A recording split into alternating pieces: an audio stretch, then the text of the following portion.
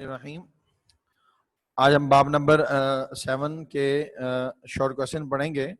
باب نمبر 7 ہے عائلی زندگی کی اہمیت۔ اس کے مختصر سوالات و جوابات ہیں۔ سوال نمبر 1، عائلی زندگی سے کیا مراد ہے؟ سوال نمبر 1، عائلی زندگی سے کیا مراد ہے؟ جواب، عائلی زندگی سے مراد خاندانی زندگی ہے۔ عائلی زندگی سے مراد خاندانی زندگی ہے۔ انسان پیدائش سے موت تک ساری زندگی اپنے خاندان میں گزارتا ہے۔ خاندان کے افراد مختلف رشتوں کی بنا پر ایک دوسرے سے منسلک ہوتے ہیں، یعنی ایک دوسرے سے ان کا جو ہے وہ ریلیشن سے ہوتا ہے، تعلق ہوتا ہے، جن کے الگ الگ تقاضے ہوتے ہیں۔ ہر ایک کے الگ الگ تقاضے ہیں، وہ انشاءاللہ ہم آگے پڑھیں گے۔ تو عائلی زندگی سے معلوم ہو گیا کہ خاندانی زندگی ہے۔ جب عائلی زندگی کی بات ہوگی تو اس سے مراد ہوگا خاندانی زندگی، جس میں انسان پیدائش سے موت تک رہتا ہے۔ سوال نمبر 2، قرآن مجید کی روح سے عائلی زندگی کا اہم مقصد کیا ہے؟ قرآن مجید کی روح سے عائلی زندگی کا اہم مقصد کیا ہے؟ جواب، عائلی زندگی کا اہم مقصد زوجین کی تسکین ہے۔ زوجین کہتے ہیں میاں بیوی کو، زوجین کہتے ہیں میاں بیوی کو۔ تسکین من سکون، یعنی میاں بیوی کا سکون عائلی زندگی کا اہم مقصد ہے۔ جیسے کہ اللہ رب العزت کا قرآن مجید میں ارشاد ہے، اور وہی ہے، یعنی اللہ وہی ذات ہے جس نے تمہیں ایک جان سے پیدا کیا۔ ایک جان سے مراد حضرت آدم علیہ السلام سے ہی اللہ رب العزت نے ساری انسانیت کو اس دنیا میں بھیجا ہے۔ ہم سب حضرت آدم علیہ السلام کی اولاد ہیں، اور اس طرح انسان دنیا میں اپنے ماں باپ کی وجہ سے بھی آتا ہے۔ تو ایک جان سے پیدا کیا اور اسی سے اس کا جوڑا بنایا۔ جوڑا سے مراد یہ ہے کہ میاں بیوی بنایا، مرد عورت بنایا، تاکہ وہ اسے سکون حاصل کریں۔ یہ اللہ رب العزت نے قرآن مجید میں ارشاد فرمایا ہے کہ ایک جان سے پیدا کیا اور اسی سے اس کا جوڑا بنایا، یعنی عورت اور مرد کو بنایا تاکہ وہ اسے سکون حاصل کریں۔ سوال نمبر 3، عائلی زندگی کے 2 اہم ستون کون سے ہیں؟ جواب، بہت آسان ہے، یہ مشکل نہیں ہے کویشچن۔ عائلی زندگی کے 2 اہم ستون زوجین ہیں، یعنی خاوند اور بیوی۔ زوجین خاوند اور بیوی کو کہتے ہیں۔ سوال نمبر 4، عائلی زندگی کی جائز بنیاد کیا ہے؟ جواب، نکاح عائلی زندگی کی جائز بنیاد ہے۔ جی، یعنی کسی بھی چیز کی جب بنیاد رکھی جاتی ہے تو اس کے لیے کچھ چیزیں معاون ثابت ہوتی ہیں۔ تو اسی طریقے سے عائلی زندگی کی جو بنیاد رکھی جاتی ہے وہ نکاح، یعنی نکاح کرنے سے خاندان بڑھتا ہے، اور اس طریقے سے جب آگے ان کے بچوں کی نکاح ہوتا ہے تو وہ اور خاندان آگے چلا جاتا ہے۔ تو یہ ایک بنیاد ہے جو کہ ہر شریعت میں نکاح مشہور رہا ہے، اور یہ ایک جائز بنیاد ہے۔ اس کے علاوہ اگر کوئی دوسرے طریقے سے آتا ہے تو یاد رکھے کہ وہ ایک حرام اور ناجائز ہے، اور شریعت نے اس کو منع فرمایا ہے۔ سوال نمبر 5، قرآن مجید نے رشتہ ازدواج کو کیا نام دیا ہے؟ یعنی میاں بیوی کے رشتے کو کیا نام دیا ہے؟ قرآن مجید نے رشتہ ازدواج کو احسان کا نام قرار دیا ہے۔ جی، احسان صاد کے ساتھ، سین کے ساتھ نہیں لکھنا۔ احسان کا مطلب کیا ہے؟ جس کا مطلب ہے کلا بند ہو کر محفوظ ہو جانا۔ جیسے پرانے وقتوں کے اندر ہوتا تھا کہ کلے کے اندر لوگ پناہ گزین ہو جاتے تھے، اور کلے کے اوپر محافظ کھڑے ہو جاتے تھے، اور کلے کی دیواریں بہت اونچی ہوتی تھی۔ آپ نے ابھی لاہور میں جو قلعہ دیکھا ہے اس کی دیواریں دیکھ لیں کتنی اونچی ہیں۔ تو جس طریقے سے قلعہ میں بند ہو کر کوئی شخص محفوظ ہو جاتا ہے، اس طرح جو رشتہ ازدواج سے بن جاتا ہے، یعنی میاں بیوی بن جاتے ہیں، تو بہت سارے غیر اخلاقی اور بہت سارے گناہوں سے محفوظ ہو جاتے ہیں۔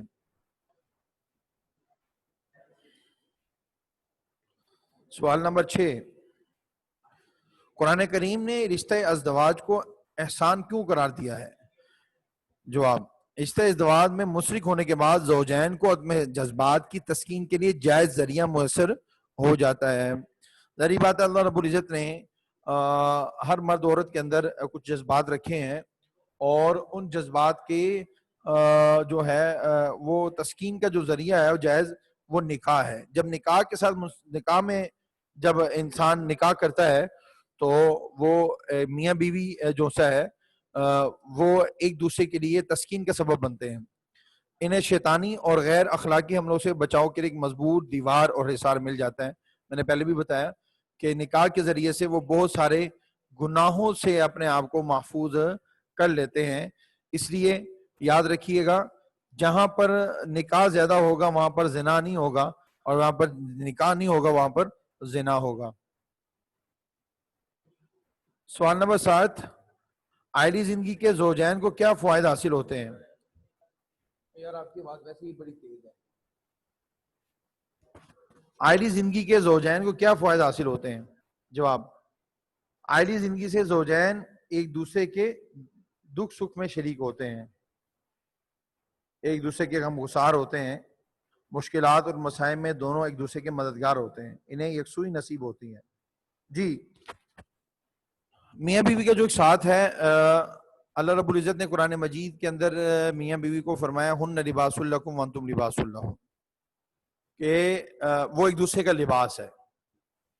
تو لباس ہماری عیوب کو بھی چھپاتا ہے اور ہمارے ستر کو بھی چھپاتا ہے، اور ہماری شخصیت کے اندر یہ لباس کی وجہ سے نکھار پیدا ہو جاتا ہے. جس انسان نے اچھا لباس پہنا ہو تو اس کے اندر کشش ہوتی ہے، اس کی شخصیت میں نکھار پیدا ہو جاتا ہے. تو اللہ رب العزت نے اس لیے لباس سے تشبیہ دی ہے. اس سے اس طرح بھی اشارہ ہو گیا کہ اگر میاں اپنی بیوی کی باتوں کو شیئر کرتا ہے یا بیوی اپنی میاں کی باتوں کو شیئر کرتی ہیں تو دراصل وہ اپنا لباس اتار رہے ہیں، اپنے آپ کو برہنہ کر رہے ہیں. لہذا یہ ایک دوسرے کا لباس ہے. شریعت نے، قرآن نے یہ ہن لباس لکم وانتم لباس لہن سورہ بقرہ میں ارشاد فرما دیا. وہ اپنی ذہنی اور جسمانی صلاحیتوں کو اپنے گھر کو آرام دہ اور فرد بخش بنانے کے لیے استعمال کرتے ہیں. ظاہری بات ہے جو میاں بیوی ہوں گے اور دین کی اگر سمجھ ہوگی تو ظاہری بات ہے اس گھر کو وہ جنت کا ایک نقشہ بنا دیں گے، اور اس میں اچھے اخلاق کی وجہ سے وہ گھر ان کے لیے ایک جنت سے کم نہیں ہوگا. تو یہ تبھی ہوگا کہ جب وہ جائز طریقے سے نکاح کریں گے اور جائز طریقے سے میاں بیوی بنیں گے، اور اس کے بعد وہ جب ایک دوسرے کے ساتھ جو ہے نا اچھائی والا اور اخلاق والا سلوک کریں گے، جیسے کہ اللہ کے نبی صلی اللہ علیہ وسلم نے فرمایا خیرکم خیرکم لأہلہ وانا خیرکم لأہلی.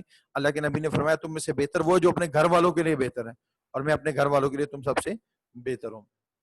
سوال نمبر 8، انسان کی فطری ضرورت کیا ہے؟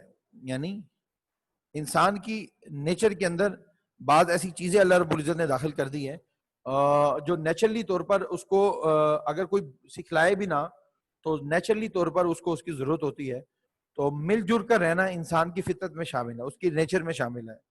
انسان اکیلا نہیں رہ سکتا، وہ اپنے گھر والوں کے ساتھ رہے گا، اپنے خاندان میں رہے گا، اپنے قبیلے میں رہے گا، اپنی برادری میں رہے گا. تو یہ اس کی نیچر میں ہے، اکیلا انسان نہیں رہ سکتا، بہت مشکل ہے. معاشرے کی زندگی کی بنیاد عائلی زندگی پر ہے. ظاہری بات ہے جب خاندان بنیں گے تو ظاہری بات ہے ان خاندانوں کے ملنے سے کیا بنے گا؟ معاشرہ بنے گا. کچھ افراد مل کر کنبہ بناتے ہیں اور کچھ کنبے مل کر خاندان یا برادری بناتے ہیں، اور ظاہری بات ہے خاندان یا برادری کے ملنے سے معاشرہ تشکیل پاتا ہے.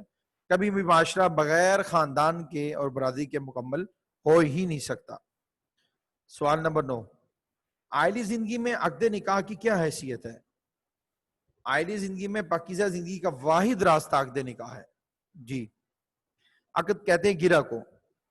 تو جب نکاح کی گرہ میں وہ بن جائیں گے تو ہم نے پیچھے بھی پڑھا ہے کہ وہ ایک پاکیزہ زندگی گزاریں گے جو اس کی نیچر میں اللہ رب العزت نے جو ایک جسمانی ضرورت رکھ دی ہے، تو اس کا جائز طریقہ اس کو نکاح کے ذریعے سے میسر ہوگا جس سے وہ پاکیزہ زندگی گزاریں گے. اور نکاح ہی ایک واحد راستہ ہے، اس کے علاوہ جتنے راستے ہیں وہ سب ناجائز اور حرام ہیں اور بالکل شریعت نے اسے منع کیا ہے، بلکہ بعض مذاہب میں بھی اس کو اچھا نہیں سمجھا جاتا. سوال نمبر 10، اللہ تعالیٰ نے نیک عورتوں کی کیا صفات بیان فرمائی ہیں؟ جی، جواب، ارشاد باری تعالیٰ ہے نیک عورتیں اپنے شوہر کی فرما بردار ہوتی ہے اور خاوند کی عدم موجودگی میں یعنی خاوند کی غیر موجودگی میں اس کے گھر کی محافظ ہوتی ہے، یعنی وہ اپنی عزت کی بھی حفاظت کرتی ہے، اس کے گھر کی چیزوں کی بھی، اس کے مال و دولت کی، اس کے بچوں کی بھی محافظ ہوتی ہے۔ یہ نیک عورت کی علامت، کتنی علامتیں ہوگی؟ 2 علامتیں یہاں پر اللہ رب العزت نے اس آیت میں بیان فرمائی۔ ایک تو یہ کہ وہ اپنے شوہر کی فرما برداری کرتی ہے، اور دوسرا یہ ہے کہ وہ خاوند کی غیر موجودگی میں اس کے گھر کی محافظ ہوتی ہے۔ یہ نیک عورت کی علامت ہے۔ سوال نمبر 11 ہے، رسول اللہ صلی اللہ علیہ وسلم نے کس شخص کو بہترین شخص قرار دیا ہے؟ جواب، آپ صلی اللہ علیہ وسلم نے فرمایا، وہ جو میں نے ابھی آپ کو حدیث سنائی تھی، خیرکم خیرکم لأہلہ، تم میں سے بہتر وہ ہے، خیرکم لأہلہ، جو اپنے گھر والوں کے لیے بہتر ہے، وَأَنَا، اور میں، خیرکم لأہلہ، اپنے گھر والوں کے لیے تم سب سے بہتر ہوں۔ سبحان اللہ۔ نبی اکرم صلی اللہ علیہ وسلم کے حرم میں بیک وقت جو ہے وہ 9 ازواج مطہرات رہتی تھی، لیکن آپ صلی اللہ علیہ وسلم نے سب کے ساتھ برابری اور انصاف والا سلوک فرمایا۔ امت کے لیے ایک بہترین آپ صلی اللہ علیہ وسلم کا پیغام اور بہترین نمونہ ہے کہ 9 ازواج مطہرات میں سے کسی کو بھی کوئی گلا و شکوہ نہیں رہا۔ آپ نے انصاف اور عدل اور اخلاق والا معاملہ ان کے ساتھ، اعلیٰ اخلاق والا معاملہ اور اعلیٰ ظرفی والا معاملہ فرمایا ہے۔ لہذا اگر کسی کی ایک بیوی ہو یا 2 ہو یا 4 ہو تو ان کے درمیان انصاف رکھیں، اور اگر ایک بھی ہے تو اس کے حقوق ادا کرنا یہ مرد کے ذمہ لازم و ضروری ہے۔ اگر وہ اس کے حقوق ادا نہیں کرتا تو دراصل وہ جو سے ہے وہ نکاح کا جو ایک جو تقاضا ہے اس تقاضے کو وہ پورا نہیں کر رہا، اور اس پر اللہ کے ہاں اس کی پکڑ ہوگی۔ جیسے کہ حدیث میں آتا ہے کہ اگر ایک شخص کی 2 بیویاں ہیں، ان میں سے ایک کے حقوق ادا کرتا ہے دوسرے کے حقوق ادا نہیں کرتا، تو قیامت کے دن اس کا آدھا جسم فالج زدہ ہوگا۔ سوال نمبر 12، اللہ تعالیٰ نے اولاد کے کیا حقوق مقرر فرمائے ہیں؟ والدین کی ذمہ داری ہے جی یہ حقوق، جب اولاد کے حقوق کا ورڈ استعمال ہوگا تو اس سے مراد ہوگا والدین کی ذمہ داریاں، اور جب والدین کے حقوق کی بات ہوگی تو اس سے مراد ہوگا اولاد کی ذمہ داریاں۔ والدین کی ذمہ داری ہے کہ وہ اپنے اولاد کی اچھی پرورش کریں، تعلیم اور اچھی تربیت کا اہتمام کریں، یہ والدین کی بنیادی ذمہ داری ہے، چونکہ اگر وہ اولاد کی تربیت کریں گے تو ظاہری بات ہے وہ معاشرے کا ایک بہترین، خاندان کے ایک بہترین فرد بنیں گے، اور پھر اچھی جگہ ان کی شادی کریں۔ والدین کی یہ ذمہ داری ہے کہ رشتے کے انتخاب کے لیے بچوں کی رضامندی کے ساتھ ساتھ یہ کہ اپنے تجربے اور اپنے مشاہدے سے ایسی جگہ پر نکاح کریں کہ جو اچھا خاندان ہو۔ اور نبی اکرم صلی اللہ علیہ وسلم کی حدیث ہے، اللہ کے نبی نے فرمایا عورتوں کے ساتھ نکاح کیا جاتا ہے 4 وجہ سے، ان کے حسب نسب کی وجہ سے، ان کے حسن و جمال کی وجہ سے، ان کی مالداری کی وجہ سے، اور ان کی دینداری کی وجہ سے۔ تو اللہ کے نبی صلی اللہ علیہ وسلم نے فرمایا تم عورتوں سے نکاح کرو ان کی دینداری کی وجہ سے۔ جب دینداری ہوگی، جیسے کہ کیا خوب بات فرمائی کسی نے کہ اگر مرد دین سیکھتا ہے تو گھر کی دہلیز تک وہ دین آتا ہے، اور اگر وہ عورت دین سیکھتی ہے تو پورے خاندان میں دین پھیل جاتا ہے۔ تو عورت جو ہے وہ خاندان میں ایک ریڑھ کی ہڈی کی حیثیت رکھتی ہے۔ وہ اولاد کے درمیان عدل و انصاف کو قائم رکھے، یعنی والدین اولاد کے درمیان عدل و انصاف کو قائم، اگر عدل و انصاف قائم نہیں رکھتے تو بعض اوقات یہ جو چیزیں ہیں نا، یہ دشمنی، عداوت اور بغض اور کا جو ہے نا وہ بعض اوقات وہ ذریعہ بنتی ہیں۔ تو والدین کوشش کریں کہ سب کے ساتھ، ہاں ایک ہوتا ہے محبت، یہ جو محبت ہے نا کسی بچے کے ساتھ زیادہ کسی کے ساتھ کم ہے، اس میں اختیار نہیں ہے، لیکن جہاں تک حقوق کی بات ہے تو حقوق میں جتنا حق بیٹے کا اتنا ہی بیٹی کا ہے، اور دونوں کے حقوق اچھی طریقے سے انصاف کے ساتھ پورے کریں۔ والدین کی وفات کے بعد اولاد صالحہ ان کے نامہ اعمال میں نیکیوں میں اضافے کا سبب ہوتی ہے، جیسے کہ اللہ کے نبی صلی اللہ علیہ وسلم نے فرمایا 3 اعمال ایسے ہیں کہ مرنے کے بعد بھی انسان کو اس کا اجر ملتا رہتا ہے، صدقہ جاری ہے وہ 3 اعمال۔ نمبر 1، انسان اچھا علم چھوڑ جائے کہ مرنے کے بعد لوگوں کو اس علم سے فائدہ ہو۔ نمبر 2، صدقہ جاریہ کر جائے، مثلا مسجد بنا دی، مدرسہ بنا دیا، کوئی یتیم خانہ بنا دیا، مسافر خانہ بنا دیا، دسترخوان کسی سے لگا دیا، یا غریبوں کے لیے کوئی بیت المال یا کوئی اس طریقے سے زکوٰۃ کا یا صدقہ خیرات کا اور ان کی ہیلپ کرنے کا کوئی ٹرسٹ قائم کر دیا، تو یہ اس کے مرنے کے بعد بھی اس کو فائدہ پہنچے گا اور اس کو ثواب پہنچتا رہے گا. اور تیسری چیز اللہ کے نبی نے فرمایا کہ نیک اولاد چھوڑ جائے جو مرنے کے بعد اس کی دعا کرتی رہے, یہ صدقہ جاری ہے جو قیامت تک اس کو اس کا ثواب ملے گا. تو قرآن مجید میں بھی ارشاد ہے, اے اہل ایمان اپنے آپ کو اور اپنے اہل خانہ کو دوزخ سے بچاؤ.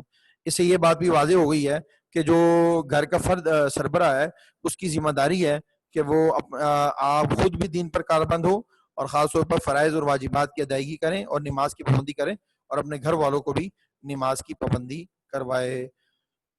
بعض لوگ یہاں پہ کہتے ہیں جی بھائی میں نے اپنی نماز پڑھنی ہے, آپ نے اپنی نماز پڑھنی ہے. تو یہ آپ یہ جو سورہ تحریم ہے 28 پارے کی, اس کی یہ آیت ہے, آپ یہ ذرا غور سے اس کا ترجمہ پڑھ لیں کہ یہاں پر اللہ نے یہ نہیں فرمایا کہ اپنے آپ کو دوزخ سے بچاؤ, بلکہ فرمایا اپنے اہل خانہ کو بھی دوزخ سے بچاؤ. اور تب ہی بچ سکتے ہیں جب ان کو دین سکھائے اور فرائض اور واجبات کی خاص طور پر نماز کا خود بھی نماز پڑھے, ان کو بھی حکم کریں. سوال نمبر 13 ہے, اللہ تعالیٰ نے اولاد کے ذمہ کیا فرائض مقرر کیے ہیں؟ جی اب دیکھیں نا, پیچھے تھا والدین کے فرائض اور اس کی ذمہ داریاں, اب یہاں سے اولاد کی ذمہ داریاں اور فرائض بیان ہو رہے ہیں. اولاد کے فرائض میں شامل ہے کہ اللہ کی نافرمانی کے سوا والدین کا ہر حکم مانیں, یعنی ہر جائز حکم مانیں. کیونکہ اگر والدین ناجائز کوئی ایسا حکم کریں جو شریعت کے خلاف ہے تو قرآن نے کہا وَإِن جَاهَدَاكَ عَلَىٰ أَن تُشْرِكَ بِي مَا لَيْسَ لَكَ بِهِ عِلْمٌ فَلَا تُطِعْهُمَا. اگر تمہارے والدین تم کو شرک پر آمادہ کرتے ہیں تو تم ان کی اطاعت اور فرمانبرداری نہ کرو, ان کی بات نہ مانو. اس طرح اور کوئی ایسا ناجائز اور حرام حکم ہے جو والدین کر رہے ہیں تو ادب رکھے, ان کا ادب ملحوظ خاطر رکھتے ہوئے ان کی بات نہ مانی جائے, کیونکہ شریعت کا حکم مقدم ہے. اور ان کی رائے کو اپنی رائے پر مقدم رکھے, یعنی جو ان کی رائے ہے کوشش کرے کہ اپنی رائے کو ان کی رائے پر فوقیت دے, اپنی رائے کو نہیں بلکہ ان کی رائے کو اپنی رائے پر فوقیت دے. خاص طور پر جب والدین بڑھاپے کو پہنچ جائے تو ان کے ساتھ نرمی کا رویہ اختیار کریں, ان کے ساتھ نرمی سے بات کریں, محبت اور شفقت سے بات کریں. ان کی وفات کے بعد ان کی مغفرت کی دعا کریں, جیسے کہ قرآن مجید میں ارشاد ہوتا ہے, پس ان دونوں کو اف بھی نہ کہو اور نہ ہی انہیں جھڑکو, ان کے ساتھ نرمی اور راضی کے ساتھ پیش آؤ اور کہو کہ اے رب ان دونوں پر رحم فرما جیسے انہوں نے مجھے بچپن میں پالا. وہ مشہور دعا ہے رب ارحمہما کما ربیانی صغیرا. اس کا ترجمہ یہ ہے اے رب ان دونوں پر رحم فرما جس سے انہوں نے مجھے بچپن میں پالا. سوال نمبر 14, خاندانی نظام کا کیا مقصد ہے؟ خاندانی نظام کا ورین مقصد نسل انسانی کی بقا اور پرورش ہے. خاندانی نظام سے جو انسان کی نسل ہے وہ باقی رہتی ہے اور پرورش ہوتی ہے تاکہ انسانوں کا سلسلہ نسل در نسل چلتا رہے, یعنی قیامت تک انسانوں کا سلسلہ چلتا رہے اور جن سے انسانی دنیا سے ناپید نہ ہو جائے, یعنی ختم نہ ہو جائے. انسان قیامت کی صبح تک آتے رہیں گے, تو اس کا ذریعہ یہ خاندانی نظام, اور خاندانی نظام کی جائز بنیاد وہ کیا ہے؟ نکاح ہے. اس لیے اللہ کے نبی صلی اللہ علیہ وسلم ایک حدیث میں آتا ہے, آپ نے فرمایا میں اپنی امت کی کثرت پر دوسری امتوں پر فخر کروں گا. تو اللہ کے نبی صلی اللہ علیہ وسلم نے یہ ارشاد فرمایا ہے کہ امت کو بڑھاؤ نہ کہ امت کو گھٹاؤ. سوال نمبر 15, عقیقہ سے کیا مراد ہے؟ بچے کی پیدائش کے 7ویں دن کوئی جانور ذبح کر کے بچے کی طرف سے عقیقہ کرنا سنت ہے. یہ نبی اکرم صلی اللہ علیہ وسلم کی سنت ہے کہ 7ویں دن بچے کے سر کے بال کو منڈوا دیا جائے, یعنی اس کی ٹنڈ کر دی جائے, اور اس کے بالوں کا جو وزن ہے اتنے وزن کی مقدار چاندی کو صدقہ کر دیا جائے اللہ کے راستے میں. اور عقیقے کی غرض سے لڑکے کی طرف سے 2 اور لڑکی کی طرف سے 1 جانور ذبح کیا جائے, یعنی لڑکے کے 2 بکرے اور لڑکی کی طرف سے 1 بکرا وہ عقیقے کی نیت سے ذبح کر لی جائے. یہ ایک دعوت ہے, یہ کوئی صدقہ خیرات نہیں ہے. شریعت نے خوشی کے موقع پر, یہ کوئی فرض واجب نہیں ہے, سنت ہے. بہتر ہے کہ یہ کر لیا جائے تاکہ نبی صلی اللہ علیہ وسلم کی مبارک سنت بھی ادا ہو جائے. تو الحمدللہ باب نمبر 7 کے جو شورٹ کوسچن تھے وہ مکمل ہوئے. اب آپ میں سے کسی نے کوئی اس کے حوالے سے کوشچن کرنا ہو تو ریز ہینڈ کر لیجئے. تکلیف اور صدمے کی حالت میں اللہ تعالیٰ پر کامل بھروسہ رکھا جائے. صبر و شکر انسان کے ایسے اوصاف حمیدہ ہے, یعنی ایسے اچھے اوصاف ہیں جو کامل ایمان کی دلیل ہے, یعنی ایمان کے کامل ہونے کی دلیل اور ثبوت ہے. دنیا کی زندگی آزمائشوں سے بڑی پڑی ہے.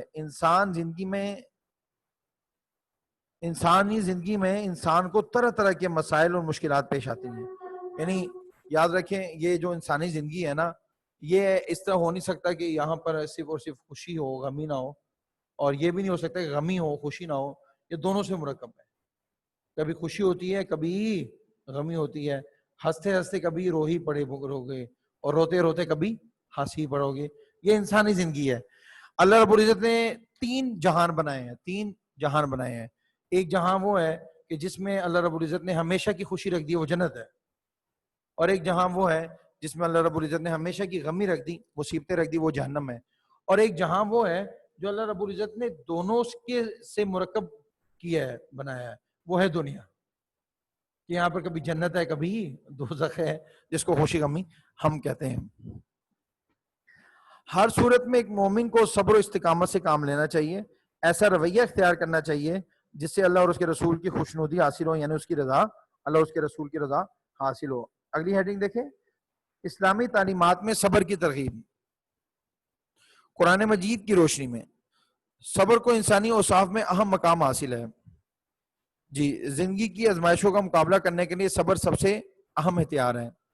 قرآن مجید میں صبر کی ترغیب درج ذیل مقاصد کے لیے دی گئی ہے. یعنی قرآن مجید میں جو صبر کی ترغیب دی گئی ہے اس کے ضمن میں کچھ مقاصد ہیں، وہ درج ذیل ہے. نمبر 1، حصول عزم کا ذریعہ. قرآن مجید کی روح سے صبر عزم کے حصول کا ذریعہ ہے، یعنی کامیابی حاصل کرنے کا ذریعہ ہے. سورہ لقمان میں ارشاد ہوا، جو افتاد تجھ پر پڑے، یعنی جو تجھ پر مصیبت آئے، پریشانی آئے، اس پر صبر کر، بے شک یہ ہمت کے کام ہے. آگے دیکھیں، اللہ صبر کرنے والوں کے ساتھ. قرآن حکیم میں اللہ نے اہل ایمان کو صبر اور نماز سے مدد حاصل کرنے کا حکم دیا ہے. صابرین کو ساتھ ساتھ خوشخبری بھی سنائی ہے. چنانچہ سورۃ البقرہ میں ارشاد ہے، ترجمہ دیکھیں، یا اے ایمان والو، صبر اور نماز کے ذریعے مدد طلب کرو. یعنی اللہ کی مدد حاصل ہوگی تو کس ذریعے سے حاصل ہوگی؟ جب انسان صبر کرے گا یا نماز پڑھے گا. جیسے کہ حدیث میں آتا، اللہ کے نبی نے فرمایا، کوئی بھی مصیبت ہو، پریشانی ہو، کوئی حاجت ہو تو 2 رکعت نفل پڑھ لیں اور اللہ سے مانگے. اس طرح اگر کوئی مصیبت ہے تو اس پر صبر کر لیں، بے شک اللہ صبر کرنے والوں کے ساتھ ہے. یعنی صبر جو کرے گا انسان تو اس کے ساتھ اللہ کی مدد ہوگی. یہ صبر کا صلہ ہے. آگے دیکھیں ہیڈنگ، صبر کا صلہ. صبر کرنے والوں کو اس کا ثمر ضرور ملتا ہے، یعنی اس کا پھل ضرور ملتا ہے، اس کا انعام ضرور ملتا ہے. جیسے قرآن مجید میں ارشاد ہے، پس صبر کرو، بے شک عاقبت متقیوں ہی کے حق میں ہے. متقیوں کے یعنی پرہیزگاروں ہی کے حق میں کامیابی ہے. سوال آگے 4 آیت نمبر 4 کا ترجمہ ہے. ہیڈنگ کیا ہے؟ صبر اولو العزم رسولوں کی سنت ہے. صبر کرنا انبیاء کرام کی سنت ہے. حضرت ایوب علیہ السلام کا صبر ضرب المثل ہے. یعنی حضرت ایوب علیہ السلام کا صبر مشہور ہے، اور آج بھی جب ہم کہتے ہیں تو ہم کہتے ہیں کہ اللہ اس کو صبر ایوبی نصیب فرمائے. اللہ نے قرآن مجید میں حضور کو صبر کرنے کی ترغیب یوں دی ہے، پس آپ صبر کیجئے جس طرح اولو العزم رسولوں نے صبر کیا. یعنی اللہ رب العزت نے مثال دے کر یہ فرمایا کہ اے میرے محبوب، آپ اسی طرح صبر کیجئے جیسے میرے اولو العزم رسولوں نے صبر کیا. صبر کی ترغیب احادیث کی روشنی میں. صبر کی ترغیب احادیث کی روشنی میں حضور صلی اللہ علیہ وسلم نے بار بار صبر کرنے کی ترغیب فرمائی ہے. اس کے بڑے فضائل بیان فرمائے ہیں. آپ صلی اللہ علیہ وسلم خود بھی سراپا صبر و استقلال تھے. آپ صلی اللہ علیہ وسلم کے صبر کے بارے میں ارشادات درج ذیل ہے. نمبر 1، الصبر نصف الایمان. اللہ کے نبی نے فرمایا صبر نصف ایمان ہے. صبر کیا ہے؟ نصف ایمان ہے. اس طرح فرمایا الصبر ضیاء.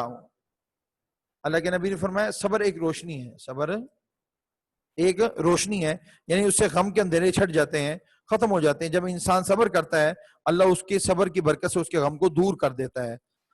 آگے دیکھیں، الصبر ردائی. اللہ کے نبی نے فرمایا صبر میری چادر ہے. یعنی صبر میرا اوڑھنا اور بچھونا ہے. یعنی میں نے صبر کو اپنے اوپر لازم کر لیا ہے. اور اللہ کے نبی صلی اللہ علیہ وسلم بعض اوقات ایسے بھی ہوتا تھا کہ کئی دن فاقے رہتے تھے، اللہ کے نبی صبر فرماتے تھے. یہ امت کے لیے ایک نمونہ اور ترغیب ہے کہ تم اس نبی کی امتی ہو جنہوں نے فاقے گزارے، پتھر کھا کر صبر کیا، بددعا نہیں کی، راستے میں کانٹے بچھائے گئے، اللہ کے نبی نے صبر فرمایا. تو ہمیں بھی ان کے امتی ہونے کے ناطے زیادہ صبر کرنا چاہیے. آپ سے پوچھا گیا صبر جمیل کسے کہتے ہیں؟ آپ نے فرمایا وہ ایسا صبر جس میں شکایت نہ ہو. یاد رکھیں، بعض اوقات انسان صبر تو کرتا ہے لیکن گلے شکوے بھی کرتا رہتا ہے. تو گلے شکوے نہیں کرنے چاہیے. اگر گلہ شکوہ آ گیا تو یہ صبر جمیل نہیں ہوگا، اور اس پر اللہ رب العزت کا وہ اجر نہیں ملے گا جو گلے شکوے کے بغیر صبر کرنے پر ملتا ہے. آگے نمبر 5 حدیث ہے، آپ نے فرمایا جس نے غم کا اظہار کیا اس نے صبر نہ کیا. ٹھیک ہے نا، غم کا اظہار کرنا ہے تو اللہ کی ذات کے آگے کریں اور کسی کے آگے نہ کریں. نمبر 6، آپ صلی اللہ علیہ وسلم نے ایک موقع پر فرمایا صبر کا ایمان کے ساتھ وہی تعلق ہے جو سر کا جسم کے ساتھ ہے. یعنی جس طریقے سے اگر سر کاٹ دیا جائے انسان کا تو اس کا جسم باقی نہیں رہتا، سر انسان کے جسم کے لیے ضروری ہے. کہ اسی طریقے سے اگر ایمان سے صبر کو ختم کر دیا جائے تو وہ اس ایمان کا بھی کوئی فائدہ نہیں ہے، کیونکہ جو ایمان والا ہوگا وہ یقیناً صبر کرنے والا بھی ہوگا. تو بچوں یہ آج ہم نے جو ہے نا وہ لانگ کوشچن چیپٹر نمبر 6 کا پہلا لانگ کوشچن بھی پڑھ لیا ہے. آپ اس کو یاد کر لیجئے گا، اور اس حوالے سے اگر کسی نے کوئی کوشچن کرنا ہے تو جلدی سے ریز ہینڈ کر لیں.